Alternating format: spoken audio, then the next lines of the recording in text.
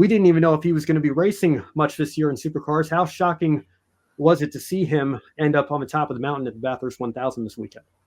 Very shocking, Ben. I'll tell you, when we were going through our pick winner and all of that, I don't think I saw a single person pick Brodie Kostecki and Todd Hazelwood. I think everybody was going safe. One of the Triple Eight guys, you know, with the 87 and 88 led by Will Brown and Brock Feeney, along with their co-driver Scott Pye and Jamie Wincup.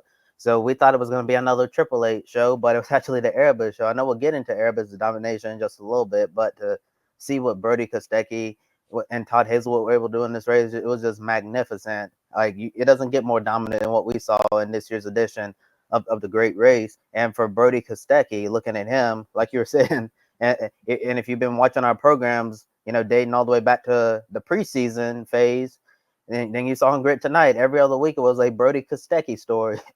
Yeah, and we were really talking about this. It seemed like week after week, Brodie Kostecki was one of our top 3 stories on Grit Tonight, because there was a development here and a development there, and we didn't even know if Brodie was even going to be racing this year. We thought that he was basically going to get paid to stay home until next season, but we still don't really know what happened between Brodie and Erebus on the legal side of things. But apparently they worked out a deal, and he was able to return, after missing the first handful of races of the year. And then when he got back in the car, it seemed very awkward. Like both sides didn't really want to be a part of this, that they were basically just fulfilling this lame duck year until they could part ways at the end of the 2024 season. But as the season's gone on, Brodie's got more comfortable in the car. When he first come back, it really seemed like he was really struggling with the car. We know the team struggled a lot at the beginning of the year, but they've continued to work at it, continued to get better, and all of that hard work that they've put together throughout the year, led to this victory in the Bathurst 1000.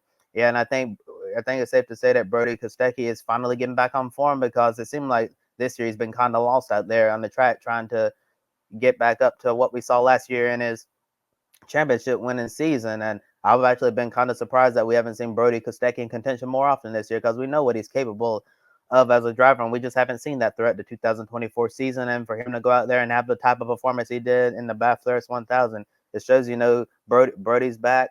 And for the rest of the competition, for the remaining 2 race weekends we have, in 4 races on the streets of the Gold Coast and Adelaide, I think we could see Brodie in contention, to get at least one more win before the year is out. But it's definitely quite a story, Ben, for Brodie Kostecki, going going from not even knowing if you're going to be on the racetrack at all this year in any type of racing category, to later returning in this lame duck season, and then ending this lame duck season in victory lane at the Ultimate Crown Jewel race in the Repco Supercars Championship.